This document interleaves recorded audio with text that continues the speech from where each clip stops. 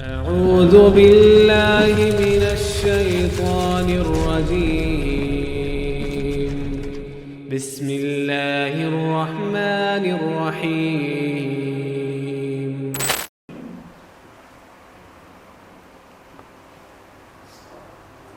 Baik, Masya Allah, saut wadi, suaranya jelas ya, Masya Allah. Oke. Bismillahirrahmanirrahim. Assalamualaikum warahmatullahi wabarakatuh. Innal hamdalillah nahmaduhu wa nasta'inuhu wa nastaghfiruh wa na'udzu billahi min shururi anfusina wa min sayyiati a'malina may yahdihillahu fala mudilla lahu wa may yudlilhu fala hadiya lahu asyhadu an la ilaha illallah wa asyhadu anna muhammadan 'abduhu wa rasuluh la nabiyya wa la rasula ba'da.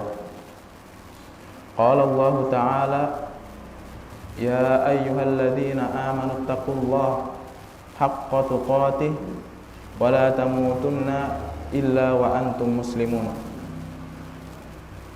Fa inna asdaqal hadithi kitabullah wa khairal hadi Muhammadin sallallahu alaihi wasallam wa syarral umur muhdatsatuha fa inna kulla muhdatsatin fid dini bid'ah wa kulla bid'atin dhalalah wa kulla dhalalatin finnar. Amma ba'd. Ikhwatal iman, azzani Allah wa iyyakum.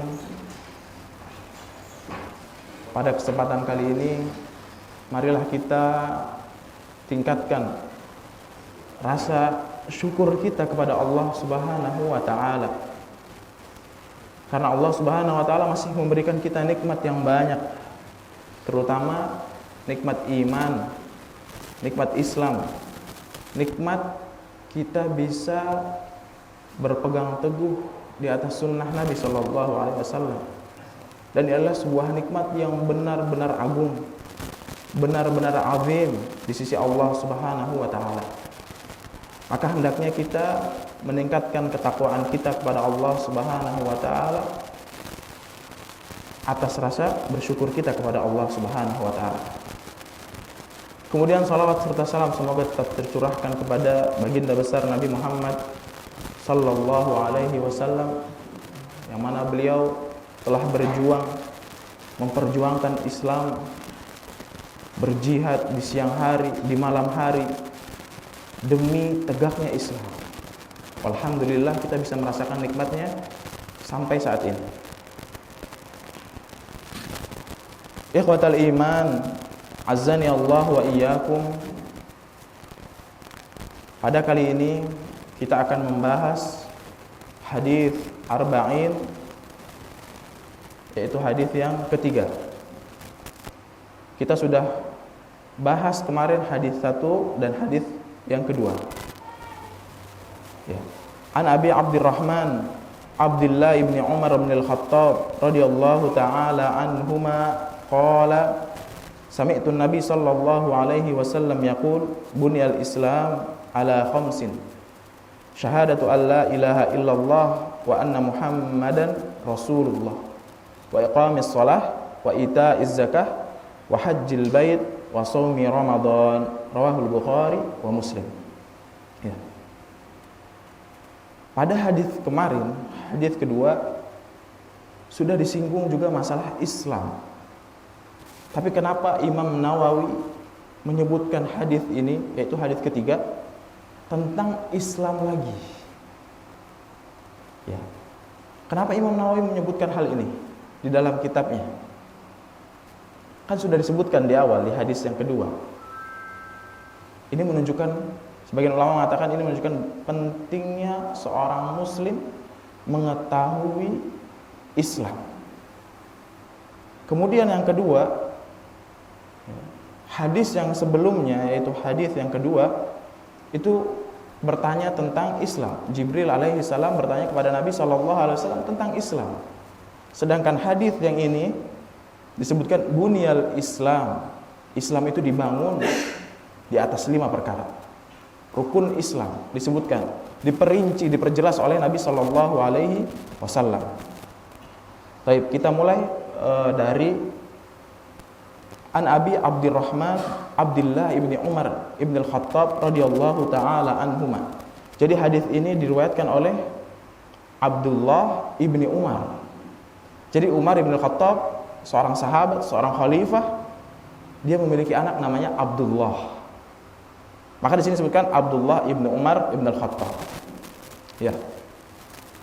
Hadis yang pertama dan yang kedua itu diriwayatkan oleh Umar ibn al-Khattab radhiyallahu taala anhu.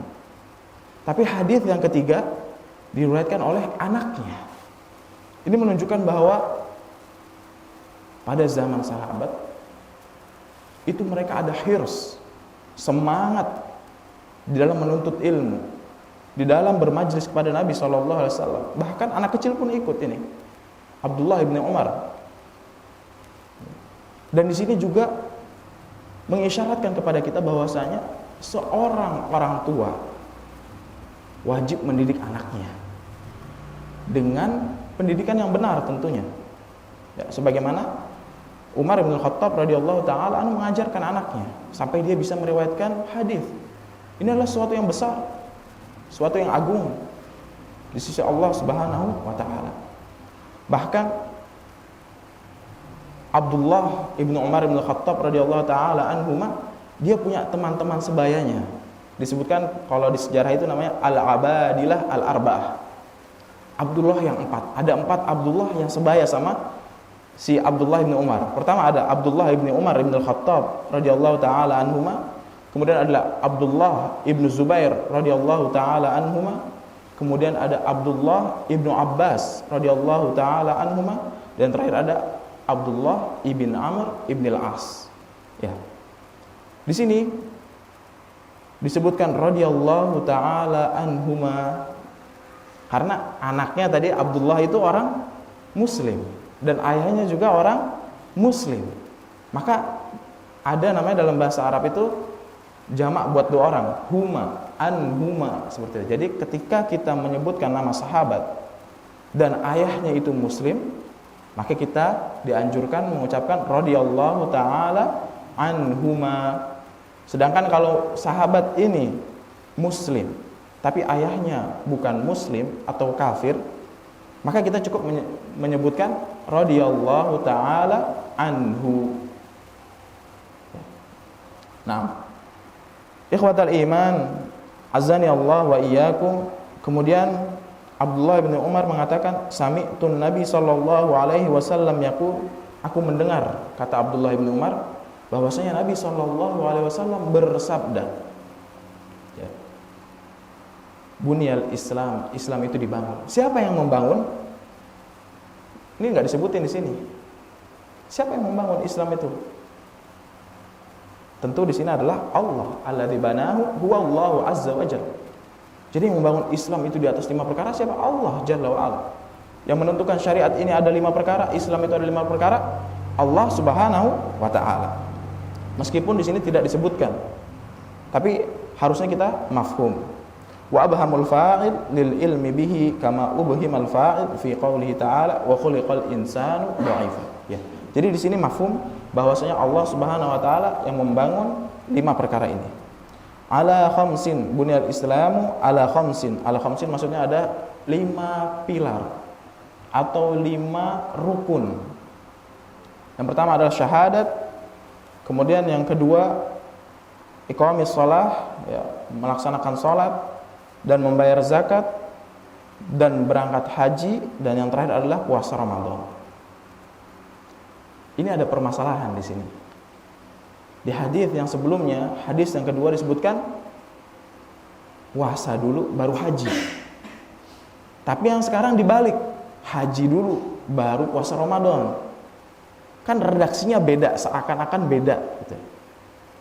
Nah, kira-kira jawabannya apa? Kok beda hadis yang kedua mendahulukan puasa, tapi hadis yang ketiga mendahulukan haji? Jadi yang benar yang mana? Ya, Ikhwatal iman, azani Allah wa iyyakum.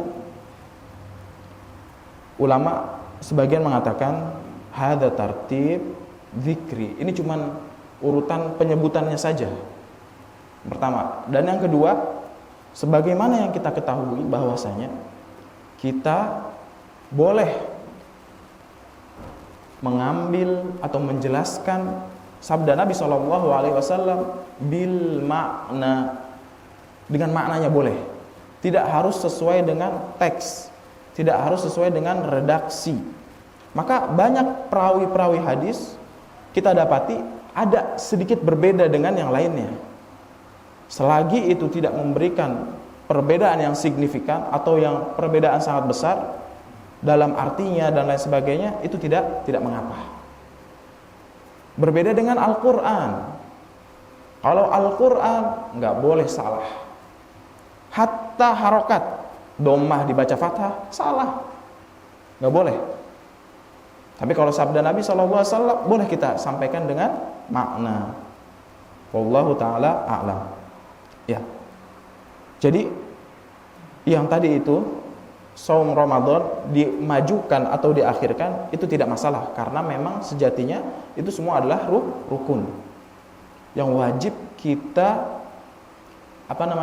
perhatikan.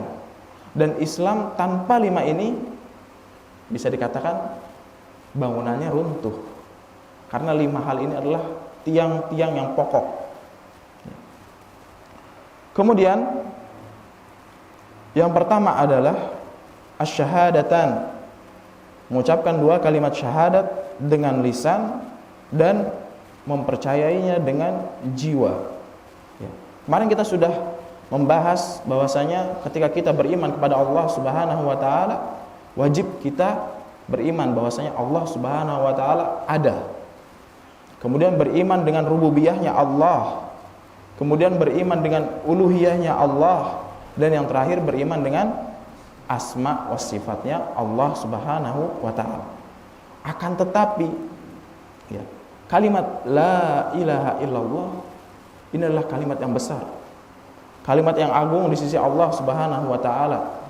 Maka ketika di zaman jahiliyah, orang-orang Arab Quraisy, orang-orang kufar, orang-orang kafir di zaman Quraisy, di zaman Nabi SAW, itu mereka nggak mau masuk ke dalam Islam karena dia tahu kalau dia ngucapin kalimat la ilaha illallah ada konsekuensinya. Apa konsekuensinya? Nah, barangkali kita udah bersyahadat, sudah mengucapkan kalimat la ilaha illallah, tapi kita tidak ngerti apa konsekuensinya ketika kita telah mengucapkan kalimat la ilaha illallah. Yang pertama, ilmu. Konsekuensinya adalah ilmu. Ilmu maksudnya adalah kita menafikan dan mengitsbat. Nafi dalam bahasa Arab adalah meniadakan. Sedangkan itsbat lawan katanya yaitu menetapkan. Maka ketika kita mengucapkan la ilaha illallah, wajib ada 2. Pertama adalah meniadakan dan menetapkan. Meniadakan apa? Tentu meniadakan sesembahan-sesembahan selain Allah Subhanahu wa taala. Jazakallahu khairan. Menafikan hal-hal yang berbau syirik, berbau hal-hal yang diharamkan oleh Allah Subhanahu wa taala, dan kemudian menetapkan bahwasanya tidak ada Tuhan yang berhak disembah kecuali Allah Subhanahu wa taala. Jadi ilmu itu ada 2, nafyu wal itsbat. Meniadakan dan menetapkan. Kalau kita hanya menetapkan tapi tidak meniadakan, ini bisa dibilang kita musyrik. Waliyadzubillah.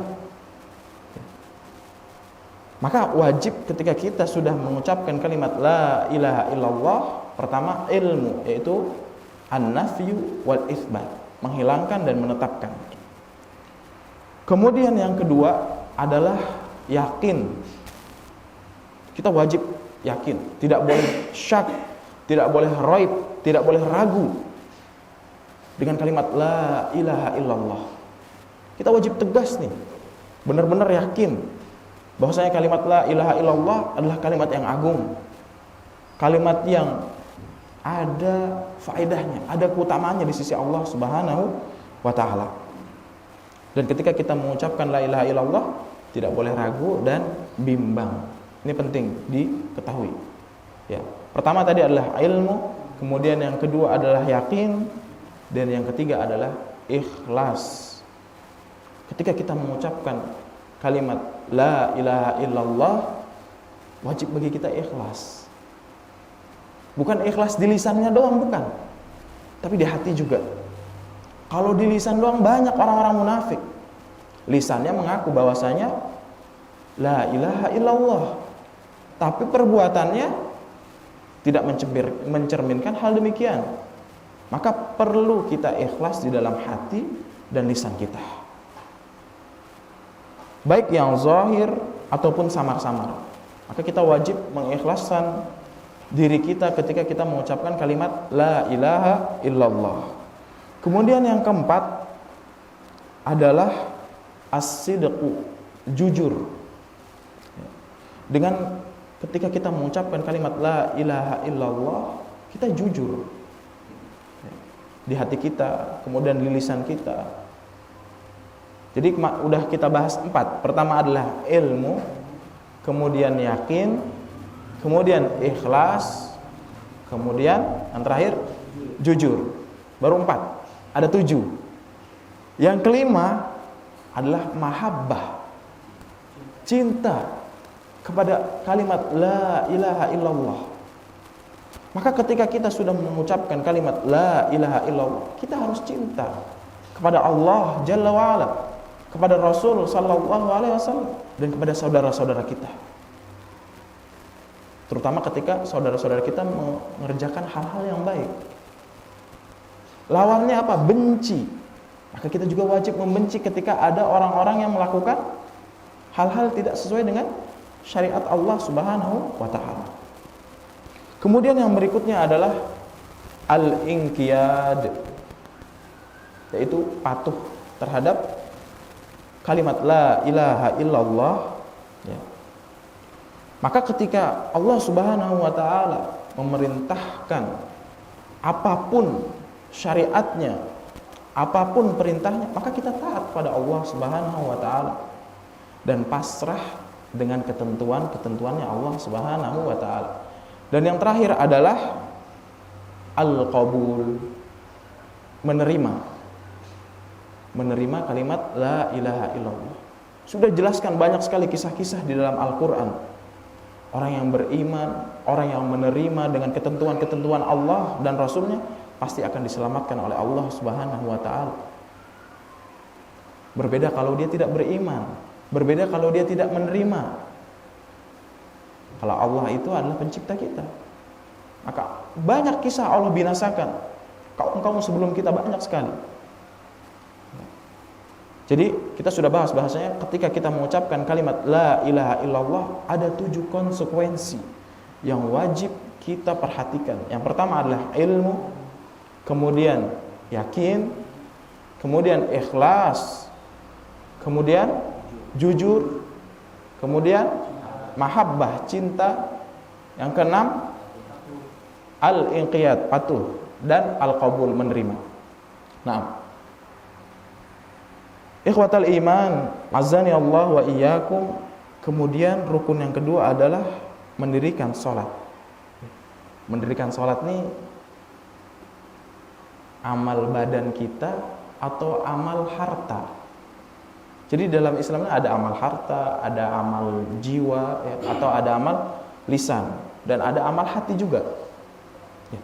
Sholat ini ulama mengatakan bahwasanya adalah amal badan, amal perbuatan badan kita yang gerak, yang terdiri dari al-qaul wal fi'al, ucapan dan perbuatan, gerakan maksudnya ya. Ketika kita baca Al-Fatihah, ucapan, kemudian kita takbiratul ihram, itu juga perbuatan. Tapi kan kalau kita sholat butuh yang namanya harta juga, iya nggak? Nah, kita kalau mau sholat pakai baju, kan beli bajunya. Iya. Kalau misalkan kita mau wudhu nggak ada air, beli airnya. Ya, tapi ulama memasukkan sholat dalam ibadah badaniyah. Jadi bukan termasuk ibadah harta. Kemudian tentang pentingnya sholat. Sholat ini sangat-sangat penting. Dan banyak sekarang ini orang-orang lalai dengan sholatnya. Kita lihat tetangga kita muslim semua bukan? Muslim. Tapi yang ngisi sholat di sini bisa dihitung jari. Ya, ini penting. Bahkan ketika orang meninggalkan sholat, bisa jadi dia keluar dari Islam. Sebagaimana sabda Nabi SAW, al-ahdul ladzi bainana wa bainahum as-shalah, faman tarakaha faqad kafar. Perjanjian di antara kita dan mereka, maksudnya adalah orang-orang kafir, adalah sholat. Faman tarakaha faqad kafar. Dan barang siapa yang meninggalkannya telah kafir. Ikhwatal iman, azani Allah wa iyyakum. Maka hukum orang yang meninggalkan sholat, ini ulama berbeda pendapat. Yang pertama, kalau dia meninggalkan sholat dengan dia yakin bahwasanya sholat itu nggak wajib, dia meninggalkan sholat sengaja karena dia yakin bahwa sholat itu nggak wajib, ini jelas kufur, kafir. Yang kedua, tarkus sholah kasalan wa tahawunan. Dia meninggalkan sholat karena malas, karena udahlah capek sholat gitu ya. Tapi dia yakin bahwasanya sholat itu wajib ya. Dia tahu sholat itu wajib tapi dia malas. Maka ulama mengatakan orang-orang yang kayak gini nih harus antum dakwahi, antum panggil, antum ajak, ayo sholat ke masjid. Ketok pintunya, kayak Masya Allah sebagian ikhwan kita ajak sholat, Masya Allah, ini dakwah ya. Tapi kalau misalnya kita sudah ingatkan, sudah kita ajak, dan dia tetap tidak mengerjakan sholat, ulama sepakat bahwasanya dia masuk orang yang kufur. Tapi nggak bisa kita ini orang nggak pernah sholat nih kayaknya, kafir, nggak bisa kayak gitu. Ya, tentu ini semua kembali kepada qadhi, kepada hakim. Ya, kita nggak bisa main hakim sendiri, kita nggak bisa main jadi mufti sendiri. Itu kayaknya orang nggak pernah sholat, ana lihat. Ya mungkin dia di rumahnya bersama keluarganya, meskipun itu tidak dibenarkan. Karena kalau laki-laki sholatnya di masjid. Ya. Tapi ala kulli hal, kita perlu berdakwah, perlu mengajak teman-teman kita atau tetangga kita, saudara-saudara kita untuk melaksanakan sholat. Kemudian pertanyaan berikutnya adalah idza tarakaha amdan, kalau ditinggalkannya sengaja, boleh nggak dia mengqadha sholatnya? Sengaja dia nih, malas sholat zuhur deh, tidur dulu, bablas tahu-tahu sore jam 5 itu udah mau maghrib lagi, itu diqadha apa enggak? Qadha maksudnya pas lagi bangun sholat ya, dilaksanakan ketika dia bangun. Mungkin pas lagi zuhurnya dia udah malas gitu, atau pas bangun dia tobat ingat mati misalkan ya. Diqadha apa enggak? Ya. Ikhwatal iman, azani Allah wa iyyakum. Ulama mengatakan tidak diqadha. Kenapa? Sebab dia zalim. Allah Subhanahu wa taala berfirman, "Wa may yata'adda hududallah faqad zalama nafsah." Barang siapa yang melanggar ketentuan-ketentuan Allah, maka dia telah zalim kepada dirinya. Maka tidak perlu Anda mengqadha. Kalau Anda sholatnya sengaja ditinggalkan itu. Ya. Tapi tentu pasti ada pendapat-pendapat yang mengatakan diqadha. Ya, tapi Ini adalah masalah fikih, masalah yang luas. Jadi kita tidak bisa mengharuskan atau mengilzamkan dengan pendapat yang satu, tapi kita mencemooh pendapat-pendapat yang lain. Maka Syekh di sini mengatakan bahwasanya orang yang sholat atau orang yang meninggalkan sholat sampai dia keluar dari waktunya tidak boleh diqadha. Lalu bagaimana? Kemudian Syekh di sini memberikan nasihat, wa alaman tarakas shalah bila udhrin, dan barang siapa yang meninggalkan salat tanpa uzur, dengan sengaja tadi, hatta kharajal waqt, sampai waktunya habis, ayyukthir minat ta'at, maka perbanyaklah membuat kebaikan, membuat amal soleh, dan tentu bertaubat kepada Allah Subhanahu wa ta'ala. Ustadz, kalau misalkan ketiduran gimana? Kalau lupa misalkan gimana? Jawabannya adalah qadha, boleh. Sabda Nabi SAW, man nama aw nasiya an salatin falyusalliha idza dzakaraha. Barang siapa yang lupa kemudian ketiduran dan dia belum sholat, maka sholatlah ketika dia ingat, maka sholatlah ketika dia bangun. Ini kalau lupa, kalau ketiduran. Tapi kalau melupakan diri, ini yang jadi muskilah besar, jadi masalah besar kalau melupakan diri. Anak pura-pura lupa aja lah, padahal udah tahu ini masuk waktu sholat, tapi dia sengaja meninggalkannya. Nas'alullah as-salamah wal afiyah. Ya. Jadi sholat ini adalah perkara yang sangat-sangat penting, maka perlu kita perhatikan, dan sholat termasuk tiang agama. Sholat ini awal pertama kali yang disyariatkan oleh Allah Subhanahu wa ta'ala. Di mana disyariatkan sholat? Di atas Isra wal Mi'raj. Allah memerintahkan langsung kepada Nabi SAW. Pertama 50 kali, kemudian turun jadi 5 kali. Masya Allah. Ada takhfif, keringanan buat kita. 5 kali aja udah jarang kita sholat. Maksudnya kita melihat orang-orang bergerombol ke masjid. Bagaimana dengan 50 kali? Subhanallah. Ya.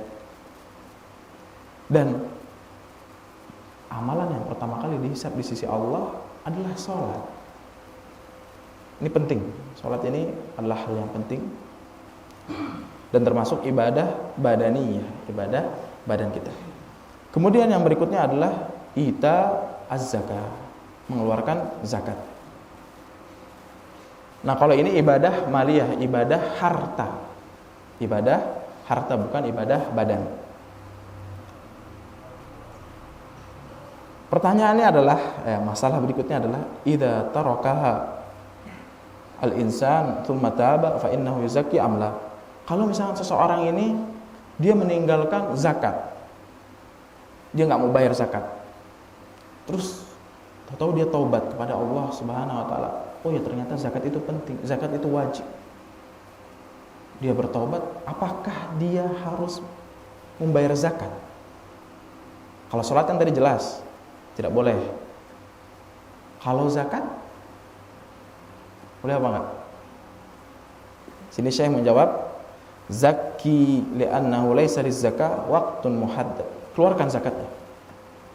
Karena di dalam zakat tidak ada waktu batasan tertentu. Ente zakat harus di bulan ini. Ini maksudnya zakat mal, bukan zakat fitrah. Ente kalau bayar zakat harus di bulan Rabiul Awal misalkan. Enggak ada batasannya. Tidak ada waktu muhaddad, tidak ada waktu yang dibatasi oleh Nabi, oleh Allah Subhanahu wa ta'ala. Maka wajib kita membayarkan zakat meskipun kita sudah meninggalkannya. Kemudian man mata wa lam yuzakki tahawunan fahal tukhraj min malihi amla. Dan barang siapa yang sudah meninggal dan orang yang meninggal ini tidak membayarkan zakat dikarenakan dia menyepelekan zakat. dia menyepelekan zakat nih. Zakat nggak penting lah, nggak usah, eman duitnya. Ini kalau nggak bener-bener dari iman kita, coba bayangin, duit 100 juta atau duit 1 M, keluarin 2,5%, berapa tuh? Kalau 1 M, 25 juta, bener nggak? Ya, 25 juta, berat.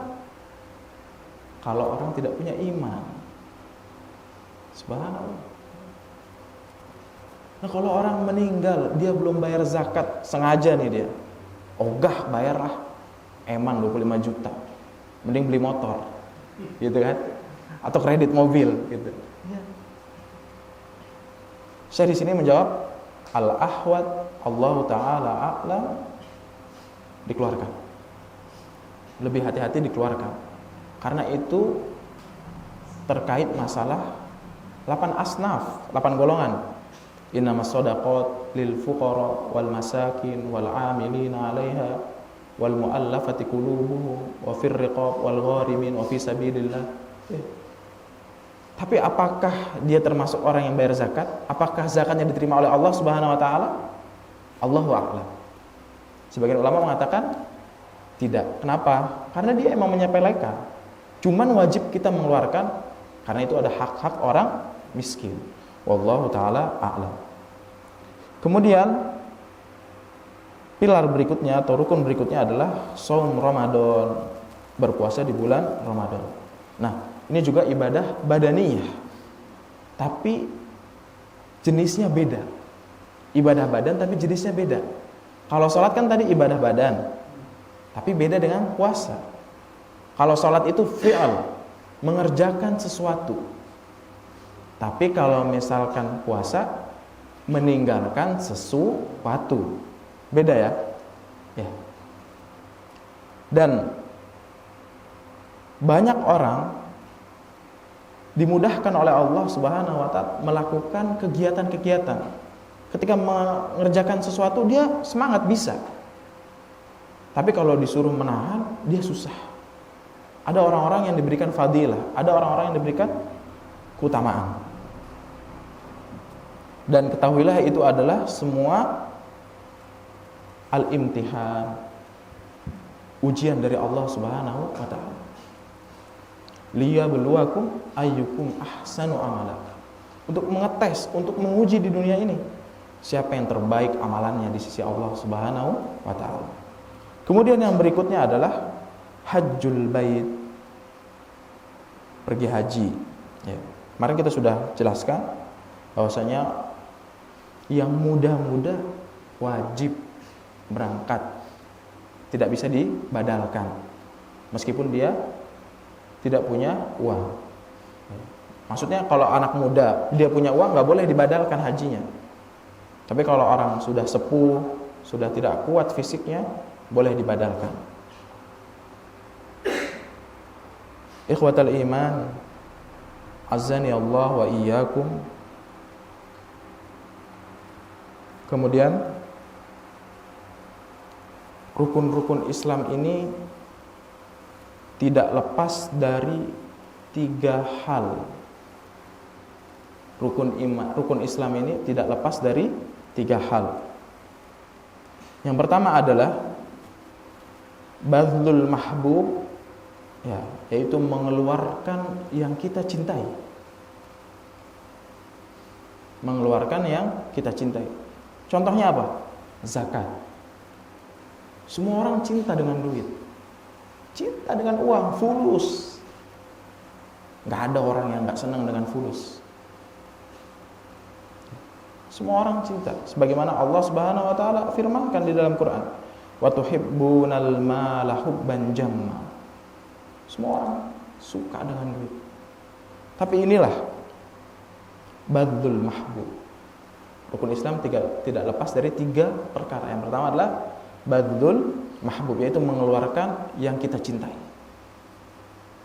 Kemudian yang kedua adalah wal kaf anil mahbub, menahan apa yang kita cintai. Contohnya apa? Berpuasa. Semua orang pasti suka dong makan. Ya nggak mungkin nanti kalau nggak makan ya udah qaid gitu ya. Gak mungkin, pasti semua orang senang makan, senang minum. Dan itu adalah fitrah dari Allah Subhanahu wa taala. Ya. Maka yang pertama adalah tadi mengeluarkan apa yang kita cintai. Kemudian yang kedua adalah menahan yang kita cintai. Dan yang ketiga adalah berjuang dengan badan kita, berjuang dengan fisik kita. Wa kullu hadza imtihan, dan ini semua adalah ujian. Ini adalah cobaan dari Allah Subhanahu wa taala untuk kita. Ikhwatal iman, azani Allah wa iyyakum, fatanawwa'at hadhihi ad-da'aim al-khams ala hadhihi al-wujuh takmilan lil imtihan. Maka 5 pilar ini bermacam-macam. Ujiannya macam-macam. Tadi ada yang fi'il atau pekerjaan, ada ibadah badan, ada ibadah harta dan jiwa, ya. Ini semua adalah imtihan. Ini semua adalah ujian. Lianna ba'dhan nas yashal alaihi ayyasum. Karena sebagian orang ada yang dimudahkan oleh Allah Subhanahu wa taala berpuasa. Dia mudah tuh kalau mau puasa, bisa dia puasa. Walakin la yashal alaihi, tapi dia susah, berat kalau untuk bersedekah. Koin aja dia nggak mau ngeluarin 1.000 misalkan. Ada orang-orang yang kayak gitu. Kalau puasa oke, tapi kalau sedekah bakhilnya minta ampun. Ada orang yang dimudahkan untuk sholat tahajudnya kuat, masya Allah. Tapi kalau disuruh puasa nggak kuat. Ini adalah rahmat dari Allah Subhanahu wa taala, dan Allah Subhanahu wa taala memberikan rahmatnya kepada siapa saja yang Allah Subhanahu wa taala kehendaki. Nah, jadi ada beberapa faedah yang ada di dalam hadis ini. Pertama, Islam diibaratkan sebagai sebuah bangunan yang memiliki tiang pokok. 5 tiang pokok. Jadi kalau Islam tanpa ini, tanpa satu saja, ya bangunannya rubuh. Ya, bisa jadi miring gitu ya. Enggak kokoh. Sedangkan sunnah-sunnah yang lain, kewajiban-kewajiban yang lain, itu penghias-penghiasnya saja. Kemudian, ikhwatal iman, azani Allah wa iyyakum, kenapa rukun Islam cuma 5? Ya. Kenapa cuma 5 rukun Islam? Karena Allah Subhanahu wa taala menurunkan syariat ini, ada yang wajib, ada yang sunnah. Dan sunnah itu tidak mungkin dijadikan rukun. Sunnah itu nggak jadi wajib, apalagi rukun. Dan wajib ada 2, wajib ain dan wajib kifayah. Wajib ain ini apa? Ya ini rukun Islam. Syahadat wajib bagi kita, setiap fardu. Kalau wajib ain itu setiap orang, setiap individual wajib. Kalau wajib ain, syahadat wajib fardu ain. Kemudian sholat fardu ain, nggak bisa dititipin sholat. Kemudian puasa itu juga fardu ain, tentunya puasa di bulan Ramadan. Kemudian zakat dan haji itu semua fardu ain. Sedangkan kalau dia ini fardu kifayah, maka dia gugur ketika ada sekelompok orang atau segelintir orang yang mengerjakan hal tersebut. Contohnya amar ma'ruf nahi mungkar. Kita lihat nih, di sebuah tempat ada orang main judi. Ya perwakilan dari salah satu kita udah ngingetin cukup insya Allah. Nggak harus semuanya ngingetin gitu, enggak. Tapi ala kulli hal, kalau memang dia belum berubah, boleh tetap kita ingatkan, kita nasihati. Dan ketika hukumnya fardu kifayah, maka sudah terjatuh ketika atau sudah hilang kewajibannya ketika sudah ada yang mengingatkan. Naam, hadza wallahu taala a'lam. Pertanyaan? Baik. Tadi kita disebutkan bahwasanya konsekuensi kalimat syahadat itu ada 7. tasdik, ikhlas, Nah. mahabbah cinta, kepada kalimat Allah dan menerima. Apabila dari salah satu itu kurang, apakah bisa dikatakan seharusnya itu berantakan atau kayak gimana? Nah, kurangnya kita lihat dulu kurangnya gimana. Kalau kurangnya fatal, yang pertama misalkan ilmu, wajib kita menafikan dan itsbat. Kemudian kita tidak menafikan, berarti otomatis kita menganggap ada sesembahan lain selain Allah. Dan ini dihukumi apa? Musyrik. Kita yakin bahwasanya Allah Subhanahu wa taala Tuhan kita, tapi ada lagi yang berhak disembah juga ada. Datang ke dukun misalnya. Kita percaya. Kita takut dengan orang-orang yang dianggap wali. Ini tentu berbeda dengan orang yang benar-benar mengamalkan 7 hal ini. An-nafyu wal itsbat dan lain sebagainya. Dan perlu diketahui bahwasanya kalimat la ilaha illallah ini kalimat yang sangat-sangat besar di sisi Allah Subhanahu wa taala. Kita bawakan hadis. Ketika itu Nabi SAW menceritakan kepada sahabatnya, ada seseorang ketika di hari kiamat didatangkan catatan-catatan buruknya, banyak sekali catatan buruknya. 99 catatan keburukan. Setiap satu keburukannya dibuka sejauh mata memandang. Semua dibuka sama Allah Subhanahu wa taala di depan hambanya.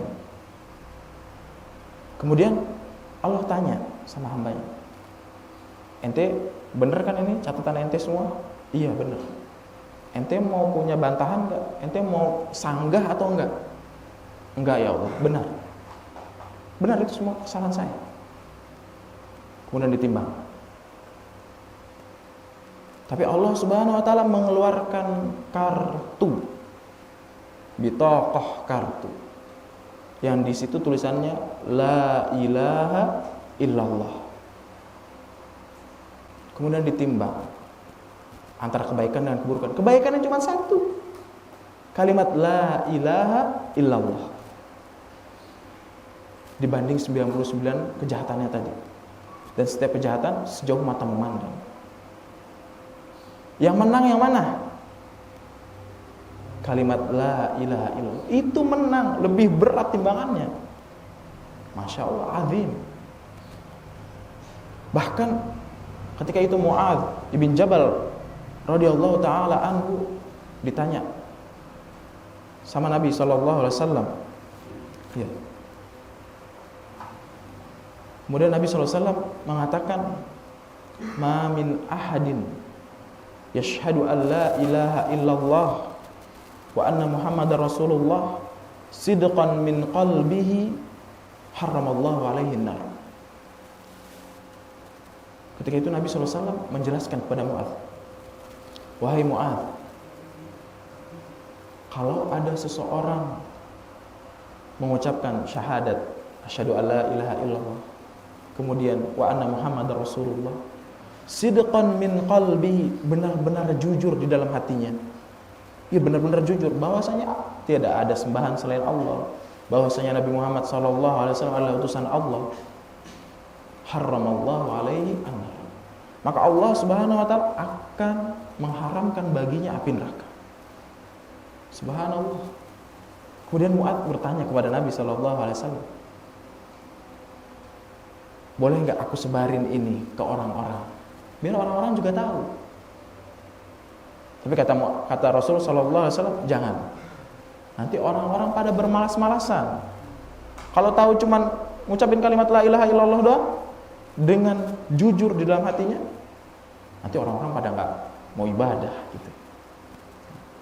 Tapi Mu'adz bin Jabal radhiyallahu taala an ketika di akhir hidupnya beliau sampaikan, karena takut nanti kitmanul ilm, menyembunyikan ilmu, maka disampaikan oleh Mu'adz bin Jabal.